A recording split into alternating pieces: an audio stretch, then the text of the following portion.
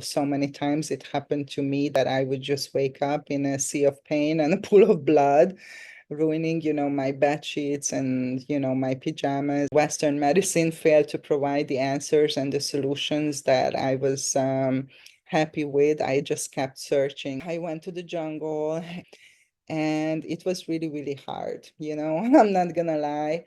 It was nothing that I expected. When I came out of the dieta, the physical pain that I was dealing with reduced about, I would say, like 70%, which was like an incredible improvement. And it was something that I couldn't reach with any other tools, previously that I tried. As I was going through this healing and clearing process, those symptoms went away. And then eventually, the pain 100% left my body, like just vanished. I experienced like an amazing recovery, not just from chronic pain, but the anxiety, the panic attacks completely left my body. There is no magic pill. The ayahuasca is not a magic pill. You cannot bypass the inner work that you need to go through in order to heal. Biggest lessons that I learned through the medicine, that most of the trauma, the illness, the disease that we experience is the result of disconnection from that love, that true self that we already are. In my case, I used to hate myself, and that was the reason I was so self-destructive, because I didn't have any self-love, any self-worth. I was very insecure, and yeah, I just wasn't happy with myself. Many people ask me about my journey with the plant medicine, the sacred ayahuasca, and what brought me, to this plant. And I also share this story with my clients as a form of inspiration, and to, show them what is possible when you are willing to do the inner work. So today this is gonna be like a unregular podcast, and it's gonna be a quite personal and vulnerable share. And I hope that it will inspire you and your journey, and you will take away whatever you need to hear in this moment. So let's dive in. I think at the beginning, my path was definitely like the wounded healer. And this story, I'm sure many of you can relate, that my own suffering and the pain I was dealing with my life put me on this path of healing and self-discovery, and eventually, put me on a path of becoming a therapist and a healer myself, and to help others on the same path. And that's also quite common culmination of your journey, I think. It really started when I was born, but let's start from a little bit later. When I was 12 years old and I had my first moon cycle, my first menstrual cycle, I was really introduced into a world of pain. And when I say pain, I understand that many women have pain with their cycles, and it's not something that is uncommon. But in my case, that pain was so deep and so excruciating that I would just throw up from the pain and pass out. So of course, like my well-meaning and caring parents took me to the doctor straight away. And it started kind of like a long process of searching for answers through Western medicine first. And I spent quite a lot of times in different doctors' offices, a little period of time in hospital. I went through just many different tests and examinations. And in the end, the doctors concluded that they have no idea why I'm in so much physical pain, because they couldn't find anything wrong with my physical body, with my hormones. Like, everything was kind of in order, nothing was really out of the ordinary. So their solution was to put me on contraceptive pills when I was 14 years old, and very strong, like opiate-based painkillers that I had to take, the first day of my cycle, because that was kind of when the majority of the pain would hit me.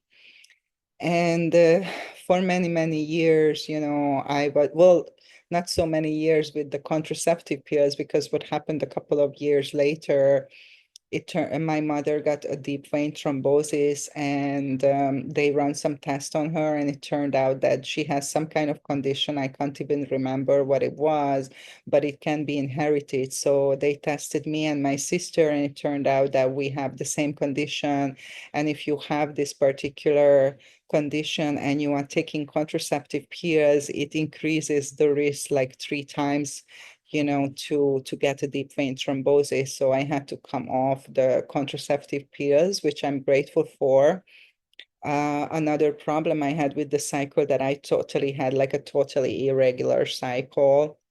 And I would never know, when my next cycle would come.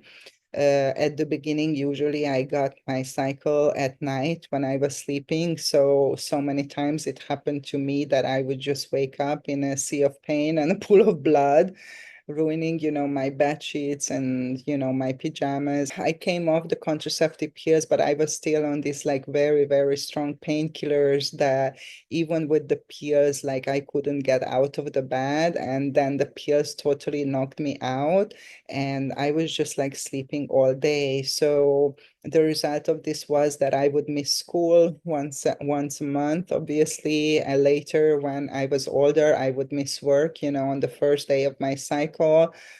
But more than those, like more than the physical discomfort and the pain, I was just like really plagued with the question, why is this happening to me? And it has to be some kind of explanation or some kind of answer, for me to explain why I'm in so much pain. So I grew up in Hungary. I was born in Hungary in 78, when Hungary was still part of communist Russia. I was 11 years old at 89 when the regime changed and Hungary became a democratic republic. Well, that's questionable, but at least on paper. Um, and why is this important? Because, during the communism, we had full censorship, and that means that we didn't have access to a lot of information, including spiritual or esoteric kind of information at all. And that changed, with the regime change, and suddenly the borders opened, and we had a lot of information, books, magazines, TV channels, and all that kind of things that was new to me, new to us.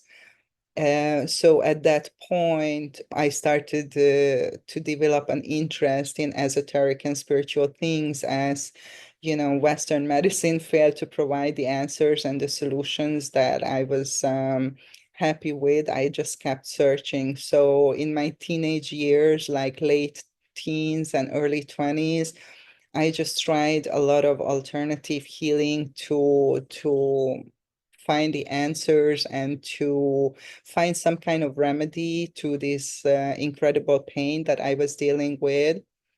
And I tried everything that was available during that time, from crystal healing to aura soma to magnet therapy, Bach flower essences, movement medicine, a type of inner journey developed by Brandon Bays. I mean, just everything that I could put my hands on. I tried, I trained in so many different modalities myself. And eventually, I went to study educational psychology and became a therapist myself. But after the university, I decided to go more into alternative healing. And the reason for that was because during the university, I worked as a social worker for a foundation of drug prevention. And we had the first harm reduction program and needle exchange program in Hungary. And I was dealing a lot with heroin addicted people, especially junkies who lived on the street.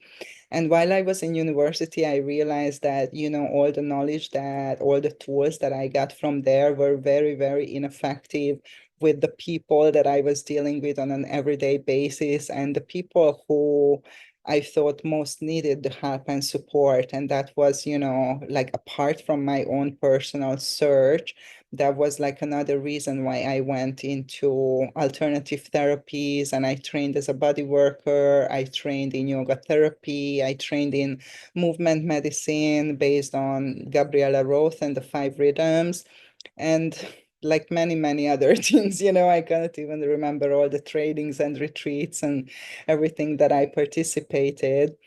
And some of these tools, provided some kind of answers, but nothing really satisfying. And sometimes they worked for a while, whatever I did, or brought me temporary relief. But in the end, I always kind of relapsed back, and I was back to square one where I started, back with the debilitating pain and left without any answers.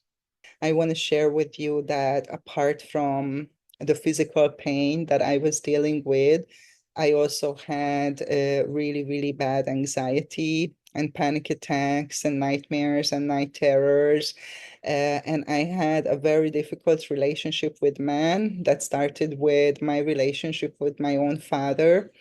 And then later, it showed up in my romantic relationships. And maybe this will be a topic for another episode, but I'm sure you're familiar, with the story of repeating, the same script with different people. And that's what's happening in my life, that I just kept repeating the same mistakes and choosing, the same type of people. And even though at that time I moved away from Hungary, I was living in Ireland at that time, but the patterns, came with me. And that's a good lesson, by the way, that you cannot escape, your inner reality no matter where you go.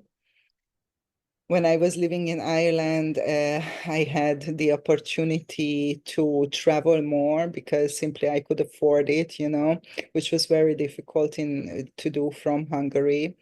My first introduction to shamanism was actually in New Zealand with a Maori shaman, and I was trained in a special form of body work that was taught by this shaman. And I had the big honor and privilege to go to New Zealand for a couple of weeks and live with his tribe, in a Maori community, and study there this special type of healing modality. And really, that was my first introduction into indigenous people and shamanic practices. And that was something that really made me think that what happened to people before Western medicine, right? Because Western medicine is really the newest form of medicine. It's like less than 400 years old. And we have traditions on the earth that go way back, starting from traditional Chinese medicine or Ayurveda that comes from India, that have thousands of years of practice, behind them. But when I realized, that the oldest form of healing is shamanic medicine and shamanic healing, that is more than 100,000 years old. And since there are humans living on the earth, we had shamanism. And this is something that was prevalent from all over the earth. And it was fascinating for me that even though I'm sure you are aware of the incredible pushback and cleansing of indigenous people and wisdom in literally every country and every continent, they also didn't have written form of knowledge passed down. So it was an oral culture where the elders and the older generation was really transmitting, the wisdom and the knowledge and the tools through, teaching the younger generation and through apprenticeship. And we don't even have any written evidence, from that period of time. So it was like fascinating for me to realize that something that is that old and could survive for such a long time, even though there are some forces that really try to wipe out, the population and the wisdom that they had. I was really impressed, I have to say, and I just wanted to know more about it. So sometime later, maybe 2 or 3 years later, I was part of an online group. It doesn't matter what it was, but we had an opportunity to sign up for kind of like shamanic initiation in Peru and go to Peru and work with a sacred plant called the Mother Ayahuasca. That was in 2012, and I just had this very, very deep calling to go to the jungle and to sign up for this experience. And they selected people. They only had 13 places, and you had to go through various forms, various rounds of interviews, and submit all kinds of materials. And more than 300 people applied for that trip. And I knew in my heart that I'm gonna be one of the person who they gonna choose. And this is what happened. They invited me to go to this trip. And at that time, I did know really nothing about the Mother Ayahuasca. I only knew that it's a psychoactive plant, that in the West they categorize as a psychedelic drug, which is, in retrospect, it seems quite ridiculous to me. But that was it. And we did have internet at that time, but yeah, I really didn't feel like doing any research. And at that time, it wasn't a lot of information, to be honest, on the internet or on social media. So I went to this trip really without knowing anything about this plant or the traditions, surrounding it, because I had such a deep calling, and I felt in my heart that I just need to do this for some reason.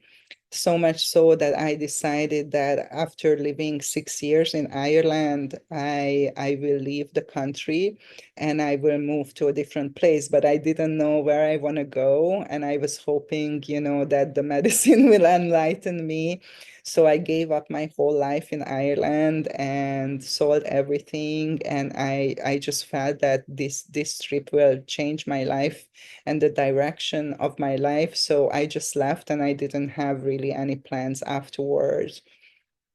So I went to Peru to do my first dieta, deep in the Amazonas jungle, basically 8 hours ride with a motorboat from Iquitos, which was the closest town. So when I say in the jungle, with no electricity, no running water, no plumbing, nothing, is like, a tribe who lived in the jungle, in really back to nature. When I decided to go there, my friends were like, they couldn't believe that I signed up for something like this, because everybody thought that I'm such a princess and I grew up in a city in an apartment. I was quite, detached from nature. I had an extreme phobia from spiders. I had to go actually to hypnotherapy before my trip, because I had such an extreme fear of spiders that I thought that if I'm going to see a spider, in the jungle, I'm really going to freak out. So I went to get a couple of sessions, and we were able to deal with that fear and that phobia, and I don't have that anymore. So I went to the jungle, and I was there for 2 weeks on the dieta with this Shipibo shaman, who was coming from the Shipibo lineage, and his family. And it was really, really hard, I'm not gonna lie. It was nothing that I expected. Now, in retrospect, I realized that I didn't have any proper preparation apart from the physical diet that you have to do. Is there is a very restricted diet of what you can eat, and you cannot eat before you go into an ayahuasca ceremony. But I knew nothing about setting intentions and preparing myself mentally. I had all these like ideas in my head that, oh, I'm going to be enlightened and I'm going to get finally all the answers that I'm looking for. I'm going to have clarity for my future and a clear direction to continue with my life. And basically none of that happened. We had 5 ceremonies in a row. The first 3 ceremony was extremely taxing, extremely hard, physically, mentally, emotionally, spiritually, like on every level. So much so that after like the third ceremony, I had like a huge meltdown, and I was just crying all the time. I was extremely confused. I didn't want to continue with the dieta. I didn't want to drink any more medicine. I wanted to go home. I doubted, my decision to go into the jungle the first place. Thank God, I had another man in my group who did the dieta before, and he was a great support for me, and he helped me through basically through that crisis that I was going through, and kind of convinced me to stay and to go through with my process, which I did. And it is true that in the end I did get some kind of breakthrough. And during that first dieta, the information about, the pain I was dealing with was that it's like ancestral, that I got the information that you can inherit ancestral trauma the same way you inherit DNA. And for some reason, in my lineage there, well, I'm sure it's not only my lineage, many women can relate to that. In the time of patriarchy, women suffered a lot and were oppressed and extremely abused, and somehow I was carrying that pain of that abuse, and every month I would bleed. Basically, the memory of that pain that was accumulated on my lineage would activate and manifest in my body as physical pain. And at that time, this was really the first explanation that made any sense to me. And when I came out of the dieta, the physical pain that I was dealing with reduced about, I would say, like 70%, which was like an incredible improvement. And it was something that I couldn't reach with any other tools, previously that I tried. However, the years and the months that followed, even though like I was able mostly to come off the painkillers that I was taking, and I would have a couple of months when I didn't have that much pain. The pain that I was having was more like normal and manageable, and I could just rest and kind of breathe through it. I didn't have to take the pills. But every now and then, the pain would kind of return with a vengeance, and it would be as bad as it was, at the beginning. So I was extremely confused, and I didn't understand if this is like ancestral pain, then how is it possible if I work through that pain in the ceremony and it's gone most of the time, but then sometimes it's returned. I was confused about that, what is really happening. But I was devoted to continue working with this medicine because, as I mentioned earlier, this was something that helped me the most, from all the things that I tried for many, many years. I left Peru, and of course, I didn't get enlightened. I didn't get the clarity I was hoping for. I went through like a period of extreme confusion. I didn't know what to do with my life, even where to live, where to go. So I was traveling for a while, for almost a year. And during this time, I kept drinking medicine, which I don't recommend you to do because I thought naively, first of all, that the more is better. And also that I didn't get, the healing and the clarity that I was looking for. So obviously I didn't drink enough medicine and I have to drink more. At that time, I didn't know nothing about the integration process. I had no idea, that the bigger part of the process is after the ceremony and it plays out in your life, in 24/7, but more about this, in another episode. So I kept drinking medicine. I had a couple of more ceremonies. And eventually I got an opportunity to come to Mexico, and I decided that I'm going to move to Mexico, which is a pretty brave move because I never been to Mexico before. And at that time, I didn't speak any Spanish. I only spoke English. So I moved to Mexico, and this friend of mine who was living here and who was basically inviting me took me to another ayahuasca ceremony. So that was like within a year, I had, I don't know how many ceremonies, but a lot. more than you should have and more than you need, definitely. And after this ceremony, I just had like a spiritual emergency, like a complete, like a dissolution of identity. And it was very, very scary. I thought that I'm gonna lose my mind. I thought that I'm gonna end up in a mental institution. And yeah, I was in a state of shock, for days. Like I didn't know what to do. I couldn't stop crying. Thankfully, I met like a Mexican healer who had training in Western psychology and in breath work. That was something I was already trained in. And she also worked with the medicine, and she came to my aid and helped me through that crisis. And she told me to stop drinking medicine and start to do my integration process. And I was like, what the heck is that? What is the integration? What are you talking about? And then she explained to me that when you work with this powerful sacred plant, basically it catalyzes a death and rebirth process that you are going through, and that, takes several months and it plays out in your life. And that's when you have to do the majority of the inner work to get the results that you want, and to not to fall back into your old patterns and habits. This was something familiar for me from rebirthing, and I was already familiar with a map that Dr. Stanislav Grof described as the basic perinatal matrices that basically describes, this death and rebirth process.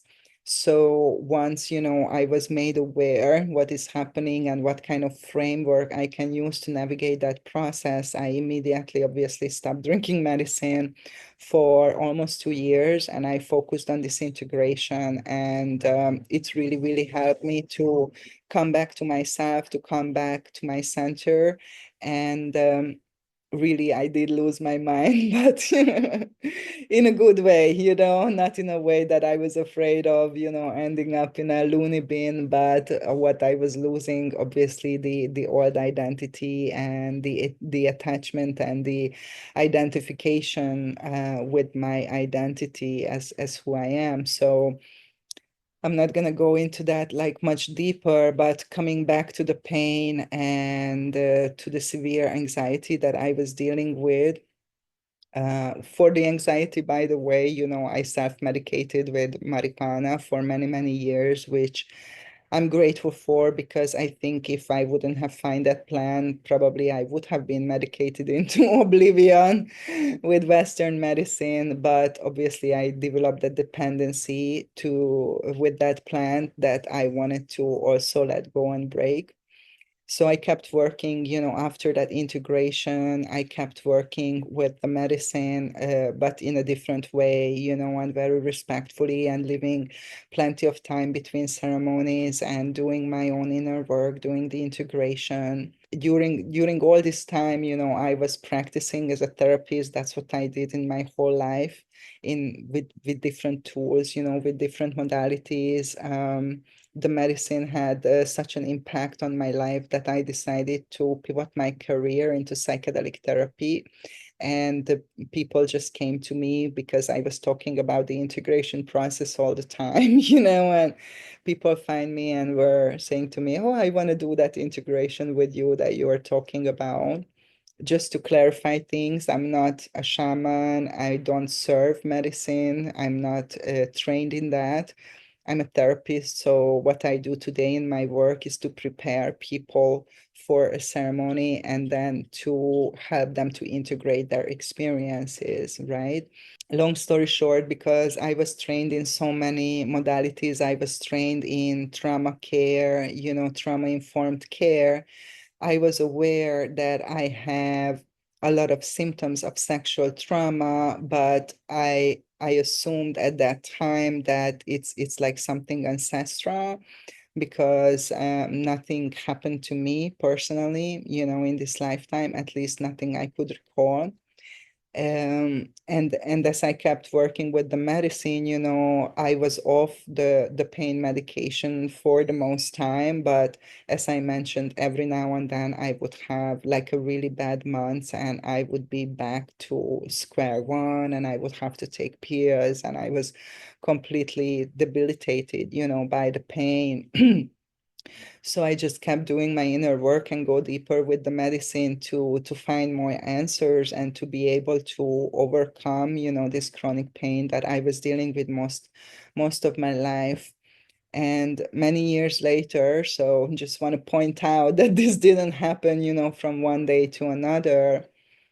um, Shortly after, a ceremony, I had memories return to me about childhood sexual abuse that I went through between the age of 7 to 12 that was like suppressed into amnesia. Actually, it's quite common, this type of dissociative amnesia, especially with the childhood sexual abuse.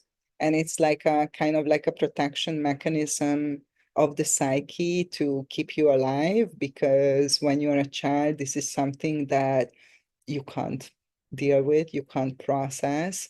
So what happened to me that between ceremonies, I started to get flashbacks of what happened. And then slowly I started to piece together, the puzzle. And it was super difficult time of my life. A little bit still makes me emotional, but when something like this happens, when the original event went down, or events, because this continued for a period of time in my childhood, you completely dissociate and split, and push these memories somewhere far, far away into your subconscious. And that means that you do not process them, you do not feel them, because it is something that is too much to bear at the time. So when I recovered, the memories, it was a very strange experience from the perspective that I knew that this happened like a long time ago, but also I felt that it's happening to me now, because all the emotions, all the physical, part of it and everything, I was feeling it for the first time. So it was quite bizarre and also quite dramatic, when it went down. The first couple of weeks was extremely difficult, emotionally speaking, even mentally. I was still in doubt, I couldn't believe that this is something that I personally went through and I couldn't remember. And not that just I couldn't remember, but that also that I went through many, many years of therapy, so much healing work, even working with the sacred plant for a couple of years, and I just couldn't believe that it takes so much work, to basically ask away those memories. At that time, I went and did a bunch of family constellations, which I really recommend, that you combine with your integration process anyways, because it's really, really good way to receive information, quite clear information about things that happened in the past. And through that process and through going to a therapist who specialized on sexual ritual abuse, we managed to kind of figure out that one of the reasons I didn't remember was not just, a natural protection mechanism of the psyche, but also because I was not conscious when the abuse happened. So I was drugged with some kind of substance, and when you are not conscious, the memories are not stored in your frontal lobe. That means that you don't have visual memory, when you have visual memory, when you go on holiday and then you can recall, the images, almost like seeing a movie in your mind's eye. You don't have that when you are not aware of what's happening because you are not conscious, but the memories are stored more in the limbic part of your brain and in the reptilian part of the brain, which is extremely like more like somatic memories and emotional memories. And then you can get some flashback of some pictures, but mostly what you get is like the feelings, the how you felt, during that time, and bodily sensations, and when I was going through this, I had, extreme pain in my body, in my uterus, obviously, like I was passing blood, outside of my cycle. And obviously, like the emotional part of it was really, really intense, realizing that what really happened. And I'm not gonna go super deep into it because I didn't disclose to this, to my whole family for reasons I don't have to explain right now. But the point of it is that this person who was abusing me was let into our family and accepted as a close friend, so there was this real like element of betrayal and, a wolf in sheep's clothing kind of story. And also, apart from the substance that he used, he installed some kind of hypnotic, like mind control, that basically the result of that was that every time I was trying to access the core wound, my mind would put up more and more walls around it and more protection. And I believe that without, the sacred plant, without the Mother Ayahuasca, I would have never recovered these memories. And the problem with that is that you can't heal what you are not aware of. And in my whole life, I was feeling that something is wrong with me. I had extremely self-destructive behavior when I was younger, when I was in my 20s. I had several addictions that I went through, and it was kind of unexplainable. People were like, wow, you had a good life. Like, what's wrong with you? So that was like mirrored back to me, but that was my feeling. I kind of somehow felt that I have like some invisible, like scarlet letter, like put on me or something. And that was the feeling that put me on the healing path. That's why I became a therapist myself, because I just knew somehow in the bottom of my heart and my soul that there is something that I need to excavate, from myself, that I need to discover, that I need to deal with. And when this thing came up, even though it was a very difficult experience, going through this kind of remembering, I also was really grateful for this happening, because I felt that finally I managed to get to the root of the problem. And now that I am aware, I am able to heal it, because I believe that everything can be healed, that you can recover from the worst kind of things that can happen to you. And I always believe that, so I was grateful, that finally I have those answers that I was looking for.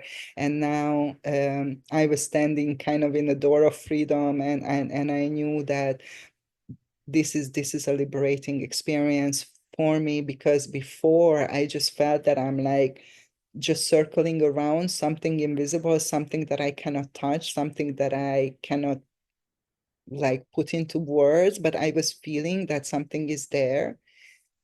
And then finally, it came out.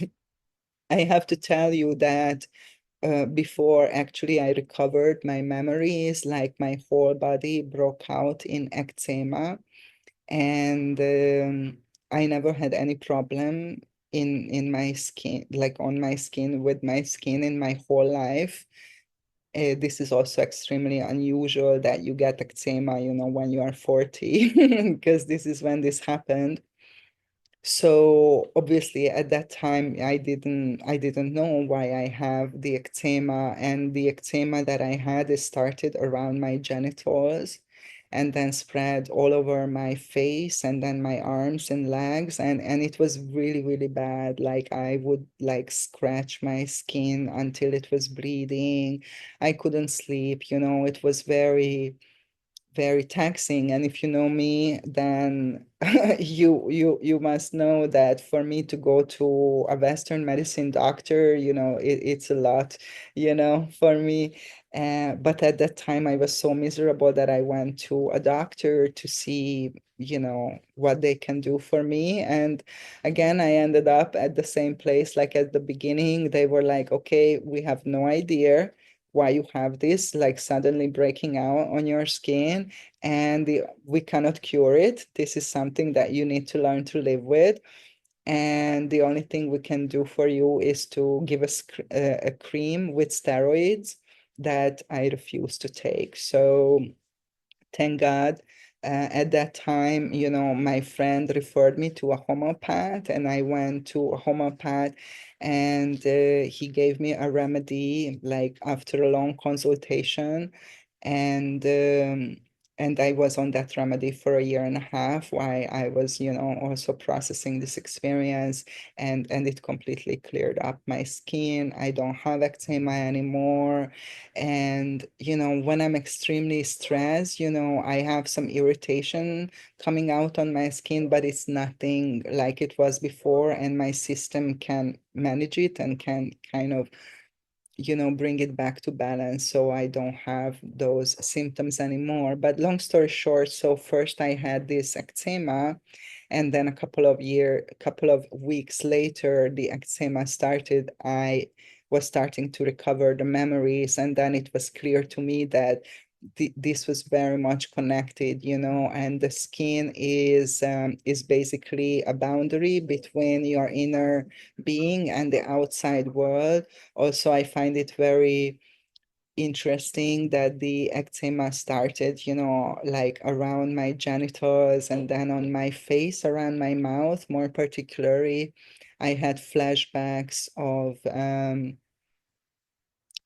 when the memories came back of this person, like covering my mouth with his hand and things like that. So literally things were erupting from me through my skin, like as the memories were coming up, it just manifested in my physical body as eczema. I have to tell you that that first year, when I was dealing with the eczema and I was on the remedy and I was processing, the memories and the whole experience, and like my whole world was kind of turned upside down. The very same year, I also had scabies and lice, so everything that you can get going bad with your skin, I had it. And I was like, are you kidding? Like, how many more, things I can take? So yeah, it was kind of a rough journey, but the first few months of after recovering my memories, I had, excruciating, painful moon cycles again. That was kind of challenging, but as I was going through this healing and clearing process, those symptoms went away, and then eventually, the pain 100% left my body, like just vanished. This was like a good couple of years ago that I went through this experience. I still have my cycle and I have zero pain. I have like no discomfort at all. I didn't take any pills. I didn't go to any Western medicine. I didn't get any interventions at all. And this is simply was trauma related. The pain I was experiencing, trauma related, obviously my own personal trauma in these lifetimes, and also, trauma that was coming down on my female lineage, and the accumulation of those things manifested as physical pain in my body. And I believed in this like even before, but now that I had the personal experience, and the only thing I did was, emotional, mental, spiritual healing work and working with the sacred plant, with the ayahuasca. I kept working with the ayahuasca of clearing my physical body, my emotional, mental body, energetic bodies, clearing, on a soul level. And I had some very intense ceremonies, and purgings and clearings that went down. I had the pain, coming up in the ceremony. So I always say like feeling is healing. And when you are letting go of something that was suppressed, that you are experiencing it, and that's part of the healing process. And this is not something bad that happens, but I'm extremely grateful, to have gone through this experience because, well, for numerous reasons, like because I learned that you can heal everything. You can find the root of the problem if you are committed to your own journey, if you are willing to go where you need to go in order to heal, in order to find those answers. You will, in my case, I was called to the Mother Ayahuasca, but I don't think that's everybody's path. And even if you never drink plant medicine, I believe this is still possible, but it might take way longer for you because this is a plant that basically expands awareness and makes the unconscious conscious. And all these traumas and all these answers are suppressed into the unconscious and behind seven locked doors and all this, and naturally part of your being do not want to go there. You naturally want to move away from pain and go towards pleasure. This is something instinctual, so it requires, I think, courage and willingness and openness and commitment, to do this work. But if you have that, then you can, for sure get the results that you are looking for. In my case, it took me years, to work through all of this. And this is what it took. And I'm not questioning that. I think that probably if my memories would have come back earlier, it would have probably re-traumatized me. And but this time when it happened, I was prepared. I did a lot of internal work already, which I think allowed me to go to that depth. And obviously with the help of the medicine, I was able to open these doors that were, seriously shut before me for many, many years. I experienced like an amazing recovery, not just from chronic pain, but the anxiety, the panic attacks completely left my body. I never took any medication for that. All the addictions fell away, all the smoking marijuana, drinking alcohol, numbing myself, in different shapes and forms, promiscuity, like a lot of things that were present in my life for a longer period of time. They naturally fell away. It wasn't something that I was consciously working on, to heal from addiction, to heal from the anxiety. When I dealt with the root problem, which was, the sexual trauma, and I was able to process that and let that go, all the rest of it that was connected, to the same roots, just simply like left, and I don't have those present in my life anymore. And this is something, I always say to my clients, that there is a root of the problem. And that's why I'm devoted to work with this sacred plant, the Mother Ayahuasca, 13 years now. And that's why I pivoted my therapy practice into psychedelic assisted therapy.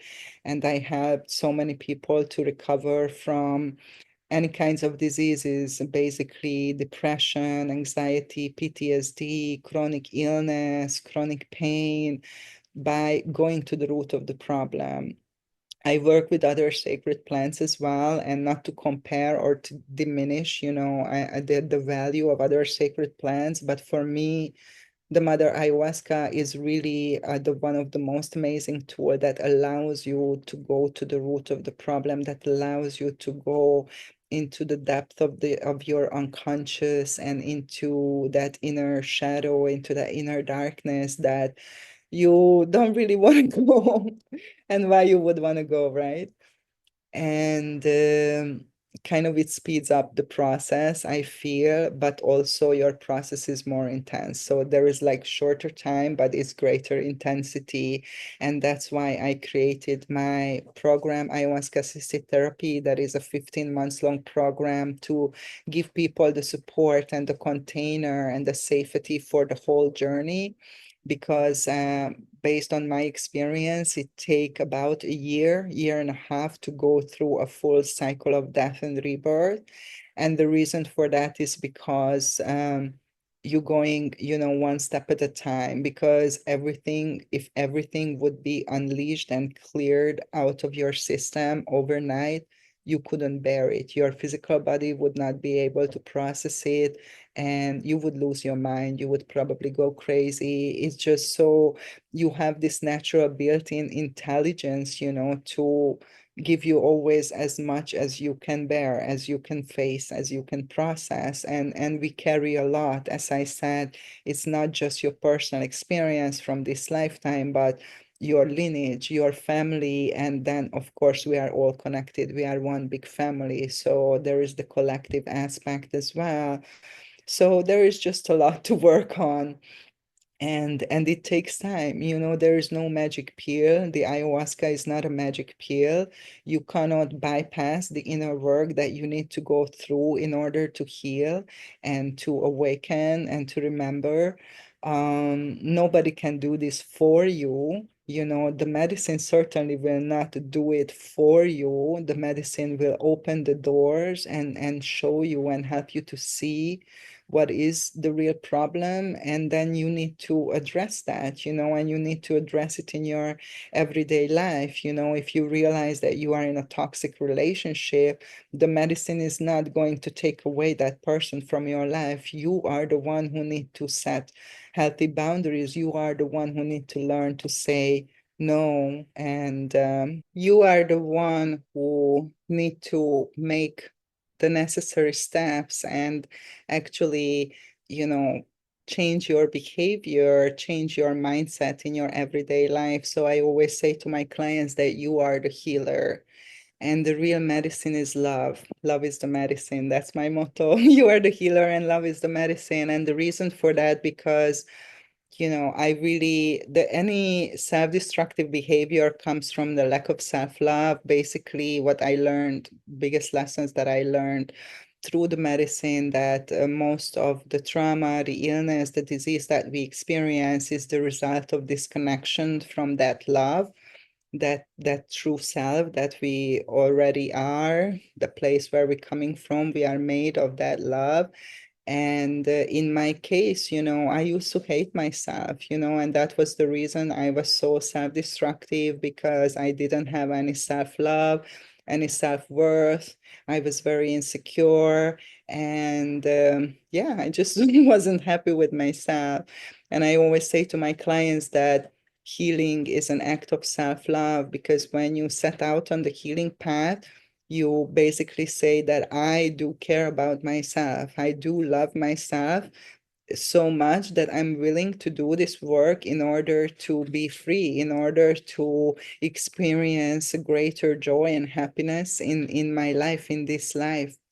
And that's basically the biggest medicine is self-love. And through my journey with the medicine, I learned to accept my all parts of myself, accept and embrace all parts of myself, the good, the bad, the beautiful, and the ugly, and to realize that I'm more than my human identity. I'm more than this physical body, and my essence and my true self is made of that beautiful, shining, unconditional love that cannot be hurt, that cannot be broken or traumatized. And I think, when you go through really difficult experiences, it becomes your story and you identify that. And I really don't resonate with this anymore when people identify as a sexual abuse survivor and this kind of stuff, because it just enforces, the sick identity. It just enforces, even in the 12-step programs, which I have a lot of respect for, but that particular part when they say I am an addict, even though they, don't have the addictive behavior anymore, many, many years, that is something that is reinforcing a story, an identity that is basically saying that there is something wrong with you.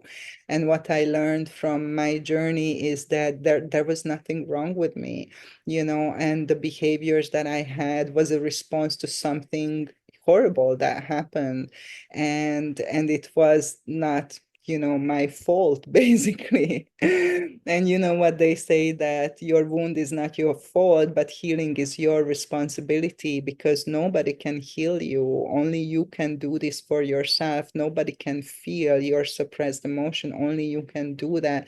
Nobody can change your perspective and your behavior. Only you can do that. But the best that you can do is to get as much help as possible, because this is not an easy process. And even up until today, even though I'm a very, very efficient therapist, and I have incredible results with people who suffered, for many years, or suffered through a whole lifetime and tried everything they could think of and nothing helped them, and they came to my program and they had like 100% full recovery, within 15 months. So even though I have this gift, and I have the to share with others, and I have so many people to heal themselves and to remember their true nature and to experience a type of love that comes from the inside of you, that doesn't depend on others, and that is unconditional, and that is always present. When I'm going through like intensity, I go to another therapist. I go and ask for help, because even though, I'm trained, and I have plenty of experience, but when it's about you, you just cannot look at yourself, from the outside, and you are so involved in your own story. And and it's just difficult, to do it. And you can do this trial and error, but it will take you so much more time, and it will involve so much more unnecessary suffering, that why would you do that? And by the way, when you are isolating and you are not asking for help, that's a trauma response that I had, at the beginning. And I felt that nobody cares about me and I have to do everything alone. But this is not true, because help is always available and it's always around you. But if you cannot reach out and ask for help, if you cannot receive help, then then you are alone. But you choose to be alone. You are never alone. We are all connected. And you learn to isolate yourself, because maybe when you were a child you asked for help and nobody was there, or you were rejected many, many times, and then you learned that, okay, it's no point reaching out anymore. So, and that's based in trauma. That's not a natural behavior, because if you look at children and they are in distress, the first thing they do is they cry out for help, and they say, mommy, mommy, daddy, daddy, help me, come here. Right. And that's a natural behavior, and we are here for each other. So yeah, this is kind of my story in a nutshell. If you want to learn a little bit in more detail, you can read some more details in my book, Heart Medicine, Ayahuasca Assisted Therapy, and the Integration Process. And I'm gonna keep sharing more about, my own personal journey in the coming months, in the podcast, because I feel it's important to share it with people and to know that I don't think, I'm better than you, or I'm some kind of superior being. And one of the gifts, of my journey is that I am able to effectively help others, and I'm able to relate to other people's pain and suffering, because this is something that I personally experienced, but I also experienced full healing and recovery. And I know beyond a shadow of a doubt that that is possible. And if you want it, and if you're willing to do the work, you can have the same results. And if you need help or support with that, please reach out for a free consultation at avatarhealingarts.com, which is my website. If you like this episode, please comment and subscribe to my channel. And I would love to hear about your story. If you have questions to me, you can just leave a comment, and then maybe I'll do another episode about just answering the questions that came up, because I'm sure that it brings up a lot. Yeah, another thing I want to share before we wrap it up, that I'm not angry, of the person who abused me. I'm actually, turn this into a gift, and I feel that it helped me to recover my strength, my power, my worth, the love that I have within me. That's like kind of like a saying that if something doesn't kill you, it makes you stronger. But I don't believe it's necessarily true, but it was true in my case. And I believe very, very deeply that you can turn any challenges into gifts, because we live in this duality, in this universe where there is like the contrast, and we move between the opposites. And every coin has two sides, right? So the most horrible things have the seeds of the biggest gifts inside of it. And whatever I went through enabled me to find, things that I was always looking for within myself, and also to be able to serve other people, and help their journey, as I was helped by many people on my path, because I didn't do this alone. And I still continue on this path, and I'm not perfect, and I haven't finished yet, and there is so many layers and so many things to deal with. And of course, I have challenges from time to time. I just went through another dark night of the soul recently. More about that in another podcast episode. Um, but the good news is that I'm still here, and I feel that whatever happened to me, it couldn't break me in the end. And I always say to my clients that the best revenge is happiness, is to find your peace, your happiness, your power. And that's the best revenge, and don't hold on to anger and resentment, because this is something that will poison you from the inside. And the best that you can do is to forgive. But in order to forgive, you just have to go through your own process, because you cannot forgive when you are angry. And it took me a while, to process that anger and that rage that came up, in my own journey when I was dealing with recovering with my memories. And it took me a while to come to this place of forgiveness, that I can truly say that I forgive you. And but you have no power over me or my life. And I refuse to identify anymore with the wounded healer, with somebody who is broken or survived, trauma or abuse, because I know that I am bigger than that, and I'm more than that. I'm more than my story. I am more than my identity.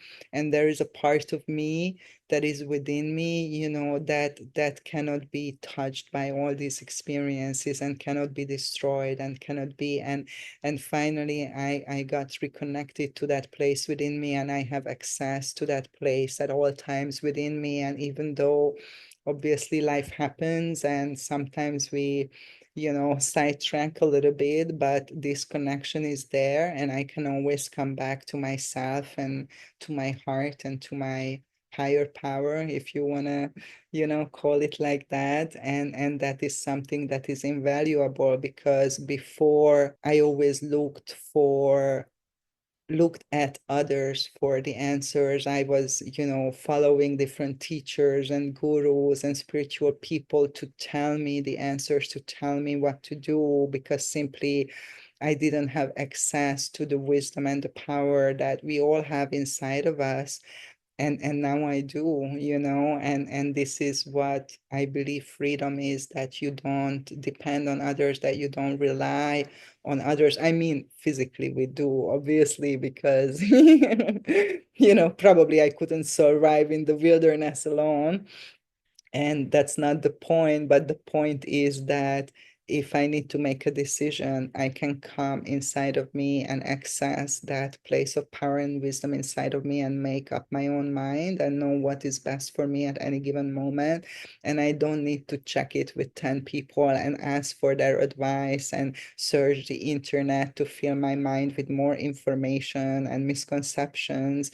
But there is, a pure place for me that is not my mind, and it's infinitely wiser and stronger than my mind. And that is our heart, and the heart is the gateway to the soul and the spirit. You cannot access these planes of existence and this type of power through your mind, because your mind is full of bullshit, and your mind is polarized, and it moves between the opposites. And if you wish for something and you get it, in that moment, the desire arises to get something else. And then you get that. And again, now you want something else. So the mind will never be content. You will never find peace in your mind. And that's just the nature of the mind. That's why we need to live from the heart, and we need to follow the path of the heart, because that's where your power is coming from, and that's where you can connect to the higher wisdom within you. Yeah, so I hope you like this episode, and yeah, please leave a comment and connect with me, and sending so much love to you from my heart. We are all related, we are all one family, and just believe, that everything is possible, and you are infinitely more beautiful and powerful and wonderful that you could have ever imagined. And don't give up on yourself. Okay, so lots of love, and until next time.